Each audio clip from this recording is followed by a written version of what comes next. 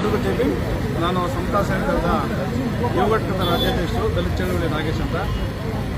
ಈಗ ದೇಶದಲ್ಲಿ ಎಲ್ರಿಗೂ ಒಂದು ಕಾನೂನು ಅಂದರೆ ಆಕ್ಟ್ ಆಫ್ ಲಿವಿಂಗ್ಗೆ ಒಂದು ಕಾನೂನು.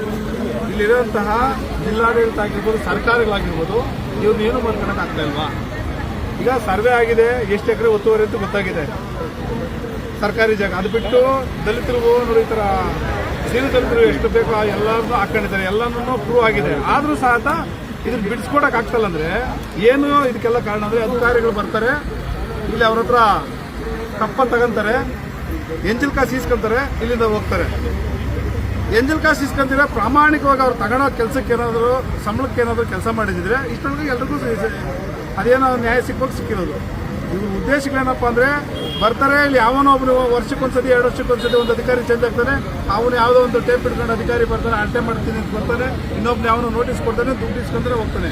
ಆದರೆ ಈಗಿಂತ ಸಮತಾ ಸಂಘದವರು ಇದನ್ನೆಲ್ಲ ನೋಡಿಕೊಂಡು ಸುಮ್ಮನಿದ್ದ ಆಯ್ತು. ಈ ಮುಂದಕ್ಕೆ ಇದನ್ನ ನಡೆಯಲ್ಲ ಅಂತ ಹೇಳ್ಬಿಟ್ಟು ಈಗ ಉಪವಾಸ ಸತ್ಯಾಗ್ರಹ ಸೋಮವಾರದಿಂದ ಸ್ಟಾರ್ಟ್ ಮಾಡಿ, ಸೋಮವಾರವರೆಗೂ ಜಿಲ್ಲಾಧಿಕಾರಿಗಳು ಕಾಂತರಾಜ್ ಅವ್ರಿಗೆ ಹೇಳಿದ್ದೀವಿ, ಸೋಮವಾರದಷ್ಟೊಳಗಡೆ ಬಂದು ಏನಾದರೂ ಇಲ್ಲಿ ನಡೀತಿರೋದು ಅಕ್ರಮಗಳನ್ನ ತಡೆಗಟ್ಟಿ ಇಲ್ಲಿರುವಂಥ ಜಮೀನು ವಶಪಡಿಸ್ಕೊಂಡಿಲ್ಲ ಅಂದರೆ ನಾವು ಸೋಮವಾರದಿಂದ ಉಗ್ರವಾದ ಹೋರಾಟ ರಾಜ್ಯ ಪೂರ್ತಿನೂ ಕರೆ ಕೊಡ್ತೀವಿ. ರಾಜ್ಯ ಪೂರ್ತಿ ಬಂದು ಈ ಆಶ್ರಮದವರೆಗೆ ಬುದ್ಧಿ ತೋರಿಸ್ತಾರೆ ಅಂತ ನಿಮ್ಮ ಮೂಲಕ ಹೇಳ್ತಾರೆ. Okay, thank you.